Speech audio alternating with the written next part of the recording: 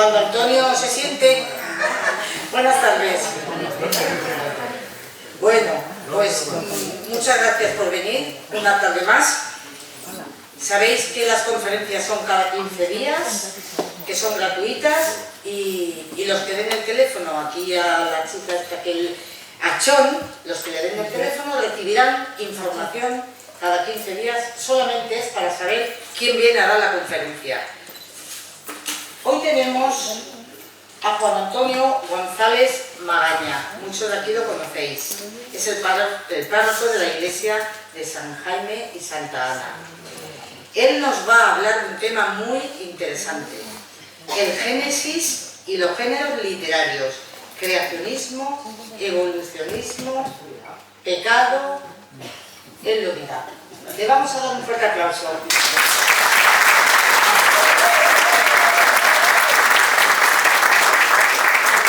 Espero que el móvil no tenga volumen, que hayáis quitado el volumen, para que no interrumpa, por favor, cuando esté hablando. Muchas gracias. Muy bien, buenas tardes a todos. ¿Veis bien la pantalla? Porque va a ser todo de pantalla, ¿vale? ¿Lo veis todo bien? Vale, muy bien. Bueno, pues ya ha dicho Isabel, yo en primer lugar agradecerle a Isabel que me hayan invitado a esta conferencia. No quisiera aburriros y tampoco quisiera que tomarais esto como una homilía. Y después, si acaso, pues hacemos preguntas y hablamos entre todos. Yo creo que no voy a decir nada nuevo, no voy a decir nada nuevo. Todo lo que vayamos a ver en las diapositivas, yo creo que lo sabemos todos, más o menos, ¿verdad? Simplemente para recordar alguna cosa, ¿no? Además de lo que en principio estaba la conferencia, he puesto un primer punto que me parecía muy interesante para saber de dónde parto yo como sacerdote, ¿no? Yo soy cura, ¿de dónde parto yo, no? Y antes de ser cura, uno es persona humana, y eso es importante, y yo parto de ahí. Como aquel chiste que habían tres, y dice, mira, 2 hombres y un cura. No, 3 hombres. 2 hombres y un político. No, 3 hombres. 2 hombres, no, 3, ¿no? Yo parto desde ahí. Por eso, el primer punto que vais a ver es precisamente ese. Antes de ser católico, de ser cristiano, mormón, testigo de Jehová, tengo que ser personas humanas, ser humano, y así de sencillo, ¿vale? Con esa diapositiva tan bonita y tan sencilla. Yo parto de ahí, ¿vale? Yo soy una persona humana, y yo creo que es muy importante. Todos sabemos cómo está el mundo, ¿verdad? No hace falta nada más que ver la televisión. Sí, 3 personas, sí, o 3 personas humanas, Eso lo vamos a ver también después, sí. Por eso yo parto desde aquí, ¿vale? Desde que antes de ser una persona con un adjetivo que sea, lo primero es ser humano, ser persona y ser humano, ¿vale? Es lo que yo parto, ¿vale? Y antes de ser un gran líder, que no lo soy, o antes de ser una persona que tenga una responsabilidad importante, tiene que ser un gran ser humano. Porque si quitamos eso de ser humano, nos podemos convertir en totalitarismos y otras historias que no hacen bien al ser humano, ¿vale? Tenemos que partir de ahí, de ser personas humanas, es lo más grande que puede haber. Este académico estadounidense fundó el movimiento Nuevo Humanismo y falleció en 1930. Y un poco resume un poquito este concepto que yo estoy diciendo. La persona que tiene compasión por la humanidad en masa, fe en el progreso futuro y el deseo de servir a la gran causa de este progreso no es sino un humanista. Un humanista. Fíjense ustedes si en nuestro mundo hubiera más personas humanas, más que líderes, más que políticos, más que totalitarismo, más gente de poder, fueran más personas humanas, y su credo puede ser designado como humanismo. Este hombre no era católico, era cristiano. Irving Babbitt fue un académico estadounidense que fundó este movimiento y falleció en el 1930. Perdón. Pero después tenemos a otro filósofo francés, este es llamado Jacques Maritain, no sé si ustedes han oído hablar. Este hombre falleció en 1973, es francés, y él ya le dio un sentido a ese humanismo cristiano, humanismo cristiano, Jacques Maritain. Fijaos qué frases más bonitas, y estoy recalcando la idea que yo parto desde aquí, ¿vale? Los hombres no solo viven de pan, vitaminas y descubrimientos tecnológicos, viven, aquí está la clave, viven de valores, de realidades que están por encima del tiempo y que son dignos de ser conocidos por sí mismos. Ellos nos alimentan con la invisible comida que sostiene la vida del espíritu, y nos mantienen alertas de las razones profundas para vivir, sufrir y tener esperanza. No solo de pan nos suena, ¿no? No solo de pan vive el hombre. Miguel. Bien, pues este fue un filósofo francés, Jacques Maritain, que hablaba un poquito de lo que usted me decía antes, de esa diferencia muy bonita que él hace de persona a individuo, la diferencia preciosa que hace él, Jacques Maritain. Cada ser humano es un individuo al igual que el animal, la planta o el átomo. Es fragmento de una especie, parte de este universo, parte singular de la inmensa red de influencias cósmicas, étnicas, históricas que lo dominan. Y al mismo tiempo es una persona, es decir, un universo de naturaleza espiritual dotado de libre albedrío, que es la gran libertad que tenemos en el ser humano, es ser libres, y por ende un todo independiente frente al mundo. Ya Maritain ya le da a ese humanismo unos valores más importantes, ¿sí? Por eso yo parto de aquí, Perdonad que ponga... Perdonad, no, esta diapositiva que nos dice el humanismo cristiano según el Papa Francisco. Es una diapositiva que a mí me encanta, Fijaos que empieza debajo, proporciona razones para la alegría y el humor también en medio de la vida dura. Ese es el humanismo cristiano. Yo tengo valores, tengo esperanza, tengo en mi vida, a pesar de la dureza de la vida, ¿no? Porque todos tenemos historias en la vida, todos tenemos historias.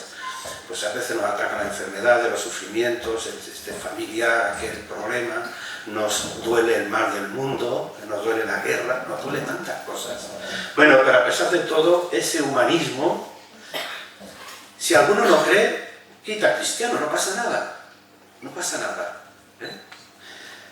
Establece entre cada ser humano una fundamental fraternidad. Ese es el humanismo, el ser humano, el ser humano. Hay una frase muy bonita que yo siempre la tengo en mi vida, que creo que es de Ortega y Gasset, que dice: el hombre y la mujer, por el hecho de ser hombre y mujer, es digno de respeto y de admiración. Y yo parto siempre de ella en mi vida, ¿no? El hombre y la mujer, por el hecho de ser hombre y mujer, por ese hecho es digno de respeto y de admirar al ser humano. Lógicamente, yo me tengo que ganar esa admiración, ese respeto. Lo tenemos que ganar.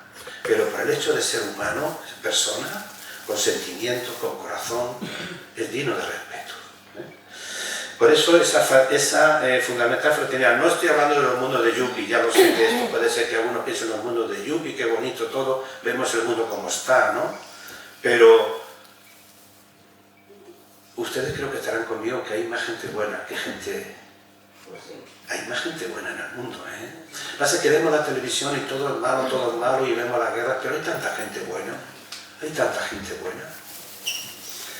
Enseña a comprender el trabajo como algo de trabajar por la humanidad, trabajar por lo demás, luchar por la vida, ese padre, esa madre que lucha por su familia, por sus hijos, que tienen un sentido. Enseña a vivir en la creación como la casa común que el Papa hablaba, esa casa común que hay que respetar, ¿no? La casa común nuestra, que la estamos destrozando, ¿no? El otro día hicieron un reportaje sobre la Amazonía, ¿verdad? Y la tala que había y tal, y comentaban los técnicos que están haciendo pruebas para que el planeta o parte del planeta no se destruya con el tiempo, esa casa común que todos tenemos que cuidar, ¿no? Y por último decía, afirma radicalmente la idea de toda persona. ¿Ves? la dignidad de toda persona. Si tú no eres creyente, quita abajo como hijo de Dios, de toda persona. Es la dignidad del ser humano. Yo siempre parto desde aquí en mi vida, ¿vale? No porque yo sea bueno o malo, pues yo también tengo mis historias, ¿eh? No, yo que no, ¿vale? Bien, pero yo había puesto este primer punto para decir, bueno, yo creo que lo importante, además de todo lo que vaya a decir, yo creo que tenemos que partir de que somos personas humanas y que nos tenemos que respetar, y el respeto es tan importante en el ser humano, ¿eh? Bien. Seguimos todavía un poquito con este punto primero, ¿eh? A mí este filósofo, teólogo inglés, Teilhard de Chardin, a mí siempre me ha gustado. Fue un hombre hasta perseguido por intentos de la Iglesia, ¿verdad? Sus teorías eran un poco perseguidas, un poco como si fuera el panteísmo, ¿no? El panteísmo, cuando él hablaba, decía, el universo es el templo de Dios, ¿no? Es la mesa de Dios, la Eucaristía, hablaba un poquito, y lo tuvieron un poco relegado. Sin embargo, el Papa Francisco lo ha... Y él decía, la humanidad progresa lentamente al modo de un río que sigue su propio curso, sin retroceder. El río corre hacia el mar, la humanidad se dirige hacia algo más grande que ella. Y aquí está la clave, y aquí está la gran esperanza del ser humano, ¿no? Que la humanidad no va a la destrucción. Podemos destruir la tierra, pero nosotros no vamos a la destrucción, vamos a algo más grande que la humanidad. Para un creyente, pues en la luz o en Dios, para quien sea, pero no vamos a la nada. Teilhard de Chardin. Seguro que conocéis a esta mujer, habéis conocido, yo vi una película hace poquito de ella, preciosa la película, es la Marie Curie, arriba pone pionera en el campo de la radioactividad. Ella murió precisamente por la radioactividad, como ustedes saben. Hay una película muy bonita, la hicieron un poco hace poco en televisión, yo la vi, preciosa. Cómo luchó ella para el tema de la radioactividad, para el tema de los rayos X, y ella, claro, se puso enferma por la radioactividad, ¿no? Es la única mujer en el mundo que ha recibido 2 premios Nobel de física y química, la única. Y en fin, fíjate qué cosa más bonita decía ella. La vida no es fácil para ninguno de nosotros. Debemos tener perseverancia y sobre todo confianza en nosotros mismos. Debemos creer que estamos dotados para algo y que esto debe ser alcanzado. Todos valemos para algo. Y eso lo tenemos que poner al servicio de los demás. Y por último, en este primer punto, todos conocemos, ¿no? Y yo creo que la clave, y todos ustedes me lo tienen que reconocer, por supuesto que sí, ¿no? Que la falta de amor es la mayor pobreza del ser humano. La mayor pobreza del ser humano es la falta de amor. Por eso, cuando el ser humano es respetado y hay amor, ¿verdad? Las cosas funcionan muy bien, muy bien, muy bien. Eso lo decía la Madre Teresa de Calcuta. Muy bien, pues este es el primer punto que yo quería compartir con ustedes, un poquito partir del ser humano como persona humana, como ser humano que hay que respetar y que es digno de respeto y de admiración, Ortega y Gasset. ¿Sí? Muy bien. Pues ese es el primer punto que yo voy a comentar con ustedes, y ahora vamos a pasar al segundo, que es el Génesis y los géneros literarios. El Génesis, voy a hablar de los capítulos primeros del Génesis, los 11 primeros capítulos del Génesis. ¿Por qué? Porque, bueno, pues a pesar de que ha pasado estamos ya muchos años de historia, pues hay cosas que todavía uno, pues hay que poner al día, ¿no? Y saber un poquito, ver, os lo explico, con la diapositiva. Mira, fíjate, hay una ciencia teológica que se llama exégesis, que es el análisis del texto bíblico u otro destinado a descubrir lo que quería decir al autor a sus contemporáneos. Y esto es una ciencia reciente dentro de la teología. Antiguamente se creía todo literalmente. Compañeros míos de hace muchos años atrás, todo era literal. Lo que decía la creación era la creación. Y Dios hizo el barro y la castilla, y eso era lo verdadero. Pero después surgió no hace mucho esta ciencia llamada exégesis, que lo que quiere interpretar qué quería decir ese texto. Y la hermenéutica son palabrejas un poco así, ¿no? Un poquito así, pero bueno, por eso las tengo escritas aquí, ¿no? a lo que el mismo texto nos dice hoy a nosotros en un contexto distinto y en un lenguaje comprensible para el hombre de hoy, para la persona de hoy, ¿vale? Entonces, esos son dos ciencias que aparecieron en la teología, ¿verdad?, para interpretar pues, esos primeros capítulos de la Génesis, ¿eh? Y los géneros literarios todos sabemos lo que son, ¿sí? Sabemos lo que son los géneros literarios, ¿verdad? Son los distintos grupos, categorías en que podemos clasificar las obras literarias según su contenido. No es lo mismo un cuento que una poesía, eso lo sabemos, una epopeya, ¿vale? No es lo mismo, ¿vale? En la Biblia, en los capítulos del Génesis, en toda la Biblia, pues hay muchos géneros literarios, ¿eh? No sé si lo leéis ahí bien, ¿no? Hay narrativa, leyendas, literatura profética, literatura sapiencial, cartas, apocalipsis, el apocalipsis, ¿no? El libro del apocalipsis, ¿no? Hay cánticos, hay poesía, el cantar de los cantares. Tú lees el cantar de los cantares y dices, pero ¿cómo es posible que esto, si está hablando del amor de un hombre y una mujer? ¿Y esto está en la Biblia? Amada mía, ven a mí, paloma mía. Eso es el cantar de los cantares, es muy bonito. Pues os digo que lo leáis, es precioso. Por la noche a tu marido, a tu mujer o a quien sea, le dices, ven aquí, amado mío, que te voy a leer esto, uy, que lo ganas enseguida, qué maravilla. Esa noche duermes más bien que nada, uy, qué bonito, ven amada mía, ven amado mío, mira, paloma mía, ven a reposar en mi... Es una maravilla. ¿Y eso qué significa? Eso es un género literario. El autor sagrado lo que está diciendo ahí es el amor de Dios al pueblo, que lo compara con el amor del amado y la amada. ¿Veis? Son los géneros literarios que tenemos que saber interpretar en la Biblia. Bien, pues son los géneros literarios, muchos géneros literarios y muchas expresiones que usamos en la vida pues están también destacados de los géneros literarios de la Biblia. Os presento al gran Moisés. Si ustedes van a Roma, han estado en Roma seguro, ¿no? ¿Han ido a ver la imagen de Moisés? Que está cerca del Coliseo. Hay gente que va y se pierde, porque es una iglesita no muy grande, que está en Iglesia San Pedro en Vincoli, cerquita del Coliseo, y está Moisés, el gran Moisés, ¿eh? Tiene una imagen, Moisés, aquí arriba tiene cuernos, ¿sí? Cuando bajó de las tablas, dice que en el encuentro con Dios le salía rayos de luz. Y por eso Miguel Ángel lo pintó con esos cuernos. No es otra cosa, ¿eh? ¿Y por qué pongo esta imagen aquí del gran Moisés, del gran Miguel Ángel? Porque todos tenemos en la memoria, y hemos visto muchas veces, o alguna vez, la película de Charlton Heston, ¿no? De la Biblia, ¿verdad? Y hemos visto cómo con el cayado, ¿verdad?, abría las aguas del Mar Rojo, ¿eh? y pasaba el pueblo. Eso fue así. Eso fue así. ¿No crees? ¿Por qué no? Si Dios lo puede todo.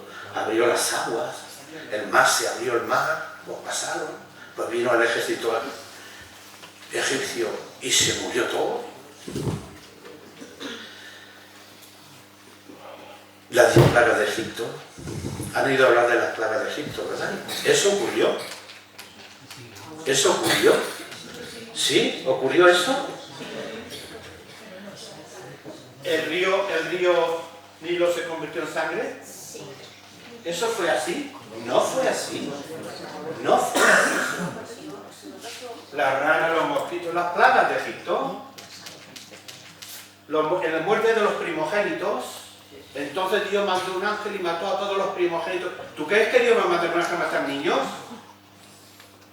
Eso no fue así. ¿Vale? Eso es lo género literario, se llama epopeya. Madre mía. Eso se llama epopeya. No lo estoy diciendo yo, ¿eh? Solo me enseñaron en el seminario, cuidado, ¿eh? No vayan a decir al Papa que yo estoy diciendo aquí herejías. Cada X tiempo el río Nilo se desborda, coge tierra y parece que sea sangre, entonces muchas veces vemos langostas que en África que van y se comen todo, la langosta, las ranas, los mosquitos, epidemia, enfermedades. Eso era algo natural, fue todo natural. Escúchenme, entonces ¿qué pasa? El Moisés, que quiere sacar al pueblo de Dios, dice, ¿ves? Tú no lo dejas salir, pues Dios te castiga, mira, Dios te ha mandado esto. ¿Sí? Y entonces el autor sagrado lo explica como una gran epopeya. Dios nos ha sacado y ha abierto las aguas del Mar Rojo, hemos pasado por el...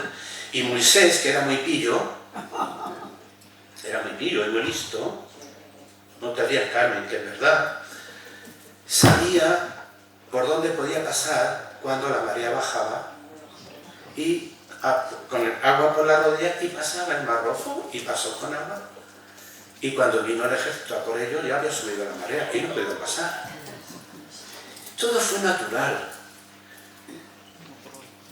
Y hay que explicarlo de esa manera.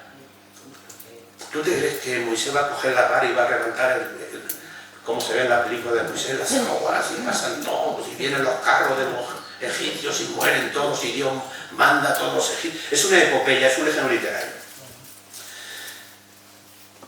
Y engrandece el género literario.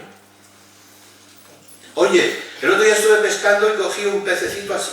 ¿Cómo fue el pez? Bueno, pues un pez así, eso es primario, ¿no? Entonces nosotros pasamos el río, pasamos el mar y entonces vienen los judíos y Dios los...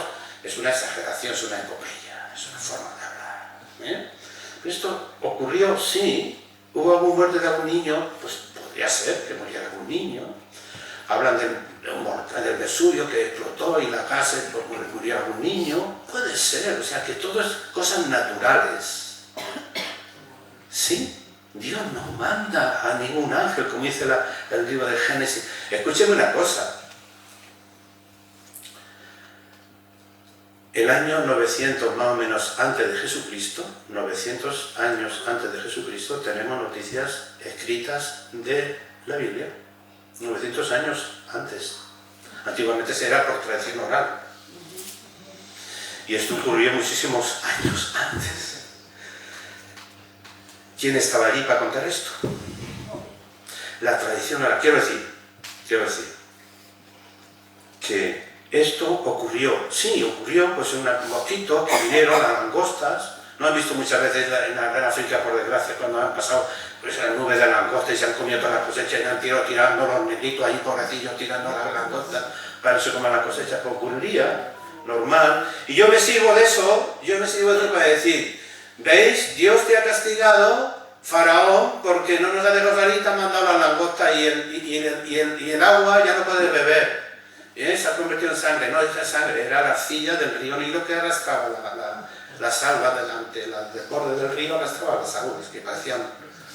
No sé si me estoy explicando. Y entonces se sirven de que el niño que ha hecho una trastada,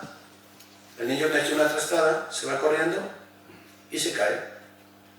Y la mamá que va detrás dice, ve, Dios te ha castigado porque has hecho una trastada. Y el niño mira para arriba, pues Dios ponga una zancadilla, ¿no? Me explico, ¿verdad? Todos los géneros literarios que está escrito en la Biblia, y si no, no podemos entender la Biblia literalmente. Y eso ha sido gracias a la exégesis, a la ciencia de la exégesis, que hace ya unos años atrás los seminarios nos enseñaban así, de esta manera. Compañeros míos de hace ya muchos años atrás no le explicaban esto, porque la exégesis es una ciencia que ha surgido recientemente, un año atrás, ¿no? Pero a mí ya en el teologado ya me explicaban esto. O sea, no es que todo me lo estoy inventando yo, A mí mi profesor de exégesis me explicaba esto así. ¿Sí? Pero antiguamente, a lo mejor a ustedes que peinamos canas, nuestros curas antiguos, pues no le explicaban a los pobrecitos esto, y a ellos era todo literal.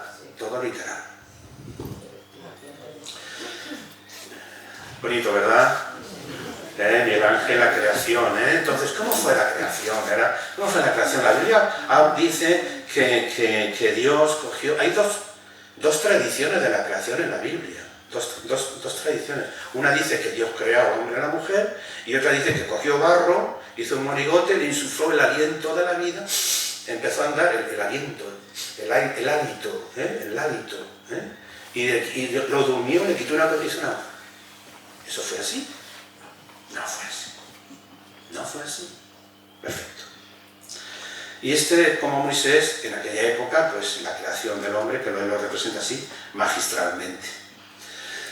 Dios el Señor plantó un jardín al oriente del Edén y allí puso al hombre que había formado. Dios el Señor hizo que creciera toda clase de árboles hermosos, los cuales daban frutos buenos y apetecibles. En medio del jardín hizo crecer el árbol de la vida y también el árbol del conocimiento del bien y del mal. ¿Y qué es el árbol del conocimiento del bien y del mal?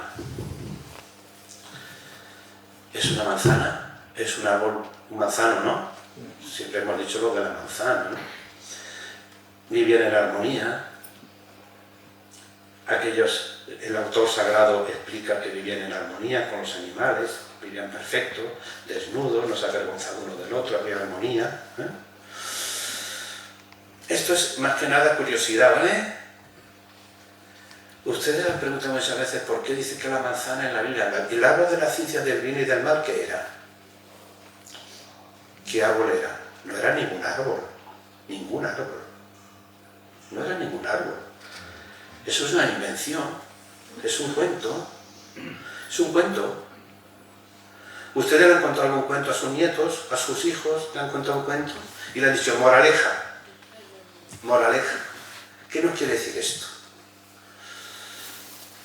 ¿Por qué la manzana? Entonces hay un juego de palabras en latín. Al comer la malum, en latín manzana se dice malum, malum. Eva contrajo el malum. El malum lleva una rayita encima, pero no se la podía poner es en hebreo, ¿eh? El malum. Y el malum es el mal. El mal. Por eso un pintor pintó el malum, entró el mal en ella y el malum en latín es manzana. ¿Sí? Por eso la manzana. Pero no hubo manzana, ni hubo árbol. ¿Qué es el árbol de la ciencia del bien y del mal? Lo seguiremos viendo. ¿Y por qué la manzana? Por eso, un pintor entró el mal en Eva y el mal Deo. Es la misma palabra, que se escribe la palabra y se pronuncia distinto y es Dios 10. Pues malum es manzana y malum es el mal en hebreo. Repito, el malum en la A lleva una rayita así un poco ondulada, ¿eh? Pasa que no se la podía poner, pero lleva una para distinguir lo que es el mal y la manzana, ¿vale? Y es por eso la manzana, ¿sí? Igual todo esto ustedes lo saben ya, me estoy aburriendo. ¿Lo sabían o no? Más o menos, más o menos. ¿Eh? Eva está bien ahí, tiene un buen, ¿eh? Por eso los pintores nos presentan siempre con la manzana, ¿eh? El malum, ¿vale? Pero ahí no hubo. ¿Qué es el árbol de la ciencia del bien y del mal? Y lo vamos a ver, ¿eh? ¿Qué es el árbol de la ciencia del bien y del mal? Pero no hubo ninguna manzana, ni mucho menos, ¿vale? Otra cosa, después lo veremos todo esto, ¿eh? El diluvio. Ustedes piensan, ¿qué fue el diluvio universal? ¿Cuándo se descubrió América? ¿En el 1492 fue? Sí. ¿El autor de la Biblia sabía que existía América? ¿Cómo puede decir que es un diluvio universal? De todo el mundo. No fue un diluvio universal. Pues una tormenta, y para aquella gente el universo suyo era donde estaba viviendo. Puede ser que una. Y entonces, ¿hubo arca o no arca? Puede ser que sí, pues no lo sé. Puede ser que sí, puede ser que no. Pero lo importante es esto.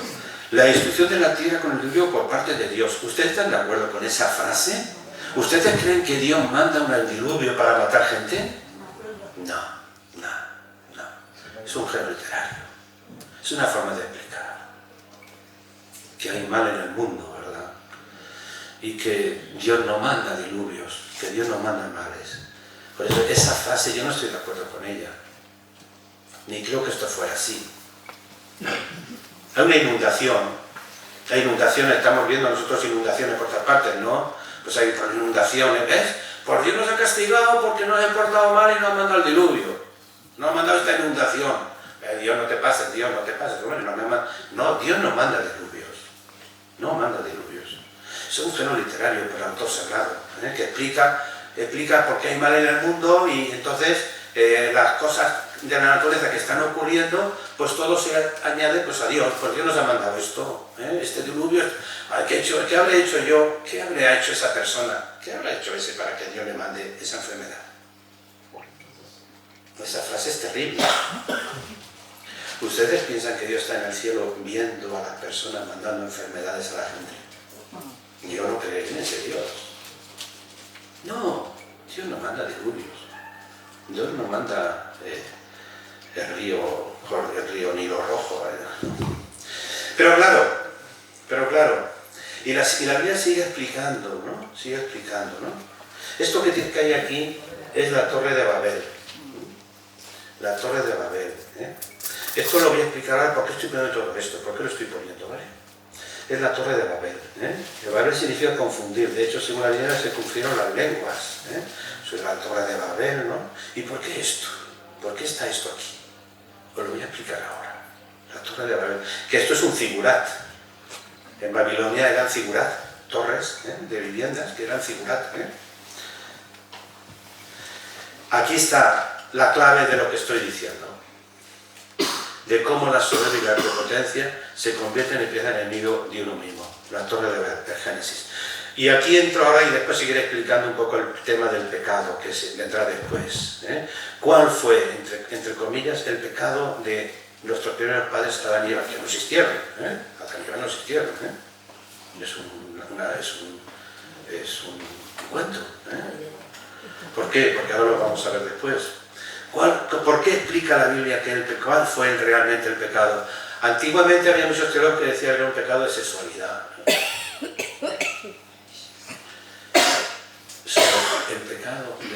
El pecado más grande que hay, que es transversal en toda la Biblia, en toda la humanidad, es la soberbia. La soberbia. La soberbia es el pecado es la soberbia.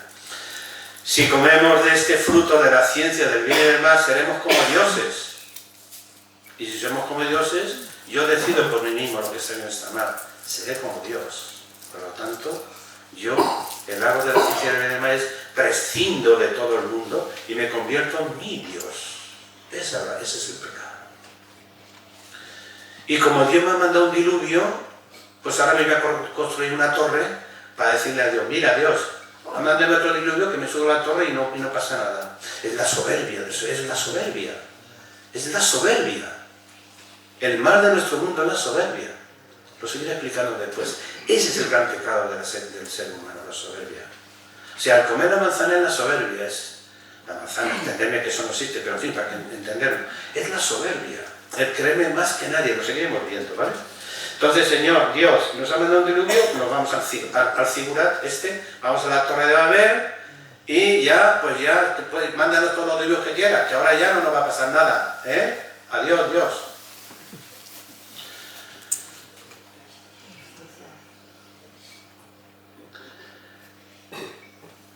El ángel más bello que existía, dice la Biblia. El ángel más bello que existía era Luz Bella. Y Luzbel, quiere ser más que Dios. Más que Dios. Yo quiero ser más que Dios. Y se revela contra Dios. Luz Bella, el ángel más bello, precioso. Dice la Biblia, el más bonito de todos más bello de todos los ángeles del cielo, Luz Bella. Y Luz Bella quiere ser más. Soberbia, ¿veis?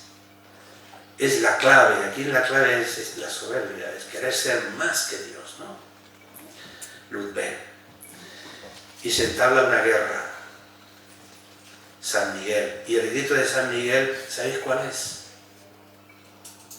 ¿Quién como Dios?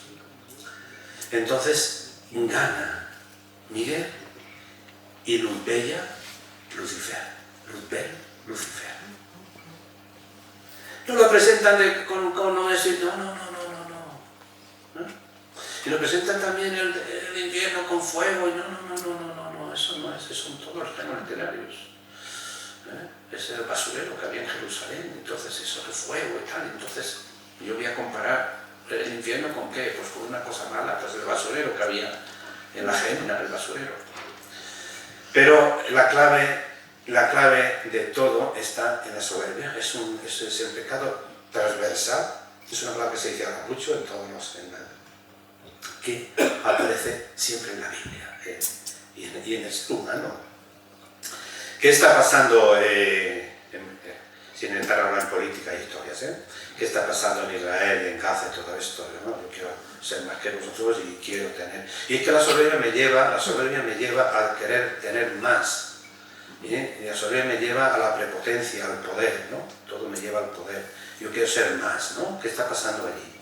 ¿Qué ha pasado en Rusia con Putin? ¿Qué ha pasado? Yo quiero más. Ucrania es mío, yo soy Napoleón, quiero hacerme con todo el mundo. Es la soberbia, es el poder. Y eso ya está en la Biblia, todo eso está ahí. Y eso es. Ese ser que quiere ser más que nadie, ¿no? Yo quiero ser más que nadie, ¿vale? Muy bien. Después seguiremos con el pecado, ¿vale? No sé si os ha parecido. Después podemos preguntarme un poquito más. Voy rápido porque llevamos ya casi más de media hora. ¿Estoy cansando? Pues estoy cansando. Vale. Gracias, yo creo que... No sé, les voy a decir porque sois amigos. ¿Habéis pedido pizzas? Muy bien. Vamos al tercer punto. El tercer punto que yo lo he titulado creacionismo, evolucionismo. El cuarto es el pecado, pero bueno, vamos a ver. Creacionismo, evolucionismo. Ahí tenéis veis ahí un poquito lo que este dibujo ya lo hemos visto muchas veces, ¿no? El creacionismo versus evolucionismo, ¿vale? Y todo esto se va a explicar en la Biblia aparece el creacionismo, ahí lo tenéis, Es la creencia religiosa de que el universo y la vida se originaron de actos concretos de creación divina e interpretan literalmente, ¿ves? La narración de la creación del Génesis. Interpretan literalmente. Pero ya en el siglo XVIII apareció la teoría del pensamiento evolutivo, el pensamiento evolutivo, de la evolución del ser humano, ya aparece ahí. Entonces ahí hay una contraposición, ¿verdad?, entre los creacionistas y los evolucionistas, la teoría de la evolución de las especies, ¿no? Ahí hay una tensión, a ver qué creacionismo es... yo interpreto, la teoría creacionista, yo interpreto literalmente la creación. Sí, la creación de un ser supremo, el evolucionismo también, ahora veremos la diferencia que hay. Yo interpreto la creación, ¿verdad? Literalmente, Dios hizo al hombre y a la mujer, cogió barro, hizo el monigote, le insufló dentro de la vida, quitó una costilla, hizo la mujer, y eso se interpreta el creacionismo, creacionismo directo por esa creación de un ser supremo. Pero ya empiezan en el siglo XVIII otras teorías. Creacionismo es la creencia religiosa de que el universo y la vida se originaron de actos concretos de la creación divina e interpreta literalmente lo que he dicho antes, la narración de la creación del Génesis. Y en el siglo XVIII ya empieza a desarrollarse la teoría de la evolución. Una cosa importante, la Iglesia no está en contra de la teoría de la evolución, no estamos en contra, la Iglesia está en contra de la teoría de la evolución. Y hay un momento en esa evolución de ese ser humano, de esa persona, de ese animal, de ese mono, ¿verdad?, que llega un momento que Dios le infunde, se llama el evolucionismo moderado, cuando en esa evolución, en un momento determinado, Dios infunde el alma a ese ser. Y hay quien cree que el evolucionismo absoluto, que Dios animó el ser supremo que interviene en esa creación. Y la materia se ha creado por sí misma, ¿vale? Ahí están las teorías, ¿verdad? Pero surgió este personaje, Darwin, que aparece ya con la teoría de la evolución, ¿verdad? ¿El creacionismo directo por Dios del ser humano o hay una evolución?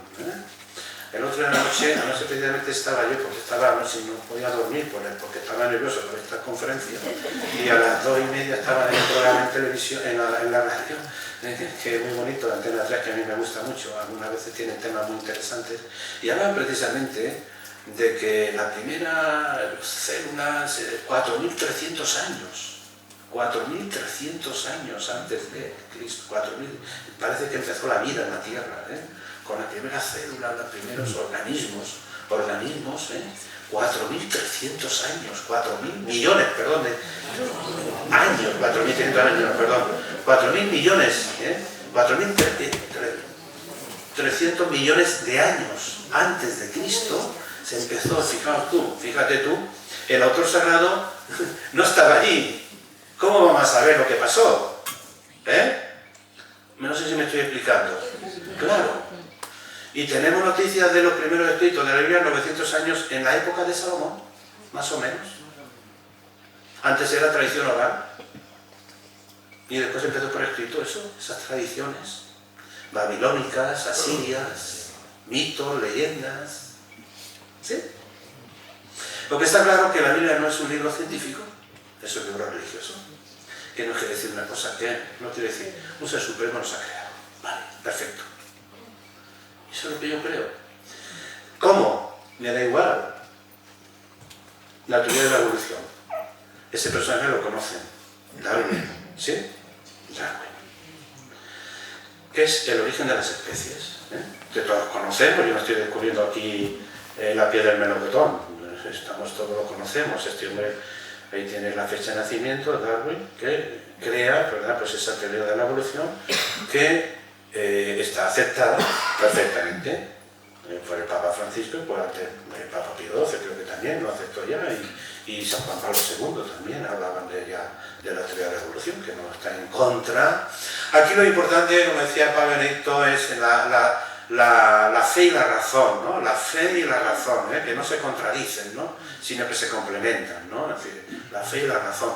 Todos tenemos que aceptar, ¿verdad?, la ciencia, ¿no?, que nos dice tantas cosas, pero que no se excluye, no excluye una cosa de otra, ¿no? No se excluye. Eso me estoy explicando. O sea, esa es la fe y la razón, o sea, que no se contraponen, sino que se ayudan, se ayudan. Bien, pues, ¿creacionismo o evolucionismo? Yo creo evolucionismo de la especie humana, de esa creación, esa célula o esa apareció 4.300.000 años antes de Jesucristo, apareció esa célula que salió del mar. Por cierto, ¿ustedes saben lo que es esto? ¿Y por qué se llama anís del mono? Porque esta marca surgió en el año 1800 aproximadamente y la cara es de Darwin. La cara es Darwin. Fijaos lo que es Darwin, esa cara es Darwin. Sí. Es más que nada es una culturilla general, ¿vale? Culturilla general. Cuando vaya a tomarte el ligotazo de anís, mira, Darwin, el mono, mira, Darwin. Por eso llaman anís del mono y tiene la cara de Darwin. ¿Sí? Eso es culturilla general, ¿vale? Cuando vaya a invitar a tu casa en un copazo de anís, mira, Darwin. Apareció esta botella, este anís, en ese año, ¿verdad? Y le pusieron la cara y se rieron. Fijaos lo que son las cosas en la vida, A veces nos reímos y de la gente que va por delante, la gente que va avanzando. Galileo Galilei. Todos conocemos la historia de Galileo Galilei, ¿no? Que fue rehabilitado después por la Iglesia, pero mira que sufrió la Iglesia. Y sin embargo se mueve, ¿no? Galileo Galilei. Este hombre, la evolución, la especie, se rían de él. Se rían de él. Hasta le pusieron una anís el mono y le ponían la cara de Darwin, fíjate. Lo que es el ser humano, ¿verdad? A veces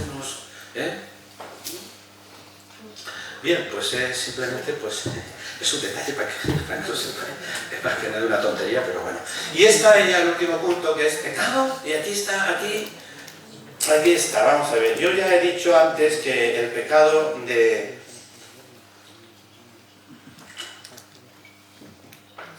que hay transversal en toda la Biblia, yo creo que entre el ser humano, en todos nosotros, es la soberbia. Soberbia, el creerte más que nadie, ¿no? El creerte más que los demás, yo soy más que nadie. Y a través de la historia de la humanidad, pues muchas guerras se han producido por eso, precisamente, ¿no? Por el poder, por querer ser más que nadie, lo he dicho antes, de las dos, por desgracia, que tenemos recientes ahora, ¿no? Putin, ¿qué es lo que quería Putin? Anexionarse, ser el zar y tener más terreno y tener Ucrania para él y anexionarse y tener más poder, ¿no? Y ahí pues está ocurriendo algo parecido, si me tengo en política, ¿eh? Pues querer tener más tierra, los judíos quieren tener más tierra, los otros están defendiendo, pues eso. Bueno, pues todo es querer tener más de la soberbia nos mata, querer ser más que nadie, ¿no? Y ese es el pecado de Adán y Eva, y ese es el pecado de la figura de la Torre de Babel, ese es el pecado de Ruth Bella, el querer ser más que nadie, ¿eh? Y desobedecer, ¿no? Yo quiero ser más que tú, ¿eh? Y ese fue el pecado, el querer ser más que nadie. Y eso, como lo narra el autor sagrado que escribe esto, pues se inventa ese cuentecito. Entonces Dios hizo al hombre tal, y entonces tal, y el primer día hizo el segundo día, pues eso es un cuentecito. ¿Sí? La verdad es que yo creo que hay un ser supremo que ha hecho esto. ¿Cómo lo ha hecho? Me importa, no sé, me da igual. Me da igual. ¿Sí? ¿Me explico? ¿Me estoy explicando? ¿Me están comprendiendo? Bueno, es que a veces me dicen, no, es que me has quitado la fe porque yo creía que era tan bonito Adán y Eva con la manzana y tanto de eso no sé, no, me has quitado la fe. No, eso es que eso es así, ¿eh? Es como me lo explicaron a mi teología en el teologado. El punto cuarto, y termino ya con él, que me estoy ya cansando. Ya voy a 3/4 de hora. ¿Cuál es el origen del pecado y cuál es su significado? Y yo pregunto, ¿pecado? Bueno, el origen ya lo hemos visto, ¿no? Pero ahora yo voy a decir, ¿qué es pecado actualmente en nuestra vida, en nuestro mundo? Y no quiero ser pedante, ¿vale? No quiero ser pedante en este momento, ¿vale? Cuando veis la fotografía esta, mira qué pedante, no va a tocar aquí la fibra, no quiero ser pedante. Ahora lo veis ahí. El pecado es una transgresión, dice, de las normas religiosas o éticas, ¿eh? Yo no soy cristiano, no soy creyente, pues tengo mi ética, ¿no? ¿Vale? Que va en contra de los principios y valores establecidos, ¿vale? Es un acto erróneo indebido, ¿eh? Muchas religiones, pecados asocian a la separación de la divinidad y puede llegar a consecuencias espirituales o eternas. La percepción y definición del pecado pueden variar según las creencias, culturas y religiosas. Bueno, bien, es una transgresión de normas religiosas o éticas, ¿vale? Pero a ustedes no les parece, que el pecado es la soberbia que mata cualquier talento, que fue la soberbia la que convirtió a los ángeles en demonios. ¿A ustedes no les parece que el pecado de nuestro mundo es un hombre solo tiene derecho a mirar a otro hacia abajo cuando ha de ayudarle a levantarse?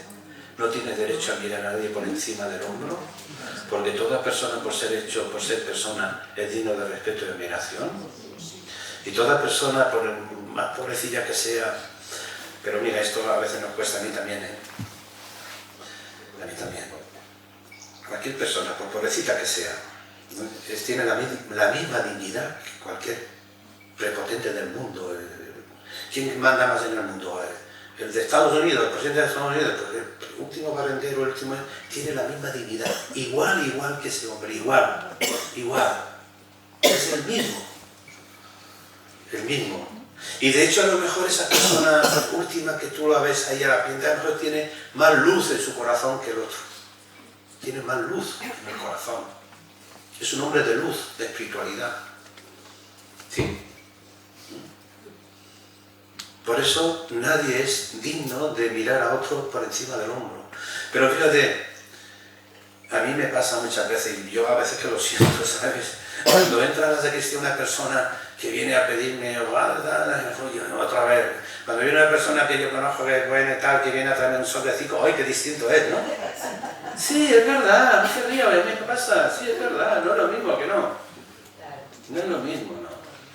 Pero yo a veces me hago toda reflexión, es decir, ¿cómo puedo? Yo tengo que tratar a esta persona, y no digo que sea bueno o malo, no, lo estoy hablando en general, ¿no? Tengo que respetar a esta persona que viene, que tiene la misma dignidad o más, y a lo mejor es una persona de más luz que otro, ¿no? Tiene un Mahatma Gandhi, un hombre de luz. Mahatma significa luz, hombre de luz, ¿sí?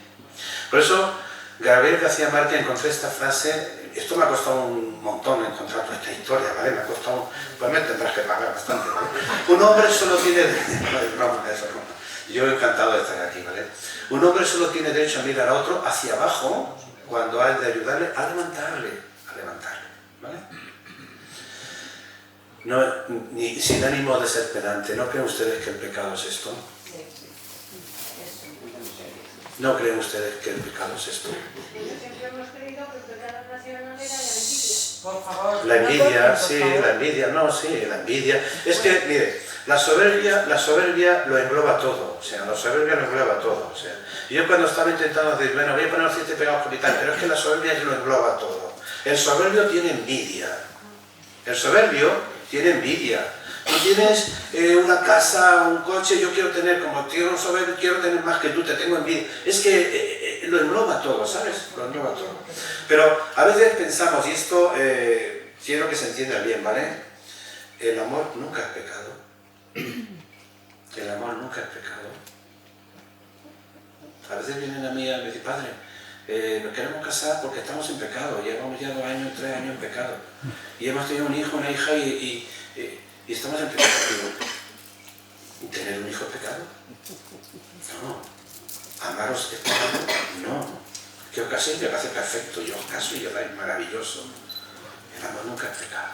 Pecado es esto. No quiero ser pedante, ¿vale? Yo sé que esto es muy fácil de decirlo, muy bonito y tal, y hay que pedante. No quiero ser aquí demagogo al decir esto. Pero no quiero ser demagogo, ¿vale? Pero el pecado para mí es esto. Esto es el pecado de verdad. Cuando vemos esto es el pecado en el mundo, este es el pecado del mundo, este es el pecado del mundo, este es el pecado del mundo. Repito, no quiero ser demagogo, todo esto lo sabemos y los luchamos contra esto. Y hay gente, gente laicos que van a África a ayudar y muchos de nosotros, ustedes están dando dinero para... Este es el pecado. Pero nosotros no somos responsables tampoco, o sea, yo no estoy diciendo para que tú te sientas responsable, ¿no? Si usted y yo pudiéramos apretar un botón y arreglar esto, lo arreglaríamos ya. Y si usted y yo nos quitáramos la comida de la boca para darse, lo haríamos ya. O sea, no quiero ser demagogo, ¿vale? Ni ustedes tienen la culpa, y que vayan de aquí, ¿qué culpa tengo yo porque está esto? No, ¿vale? Pero este es el pecado del mundo, A veces hemos hecho mucho hincapié, es verdad, de mandar a mucha gente al infierno en la iglesia y tal, y que todo está al infierno y el infierno. No. Esto es el infierno. Esto es el infierno. Esto es el pecado. Esto es el pecado. Y lo estamos viendo ahora en televisión, esto, Lo estamos viendo en Gaza, Estamos viendo a los papás entrando a los niños, a los bebés y a los niños. Esto es el pecado del mundo. El amor no es pecado, El amor nunca es pecado, ¿vale? Nunca es pecado. Que tengo un hijo y no estoy casado y pecado, padre. Bueno, hija mía, cásate, pero el amor no es pecado. Tener un hijo no es pecado. Amarse a 2 personas no es pecado. Digo 2 personas, no es pecado. Pecado es esto. Parece que estoy haciendo una homilía, pero no quiero hacer una homilía. Ni hacer moralina, no me gusta hacer moralina. Ni quiero hacer proselitismo aquí entre ustedes, no. Pero es que a mí esto me llega y a ustedes también, ¿no? Este domingo pasado yo leía en la iglesia un evangelio muy bonito, que Jesús nos decía de lo que nos va a examinar, y todos lo sabemos, lo hemos visto, alguna vez está en misa y lo hemos predicado 1000 veces y lo sabemos. ¿Y de qué nos va a juzgar el Señor? A ver, ¿cuántas veces has ido a misa? No. Si esa misa te ha servido para ser mejor persona, sí. ¿Cuántas veces has hecho el amor? ¿Cuántas veces vení porque tuve hambre, me hice de comer, tuve sed, me hice de beber, fui forastero, me hospedaste y estuve enfermo?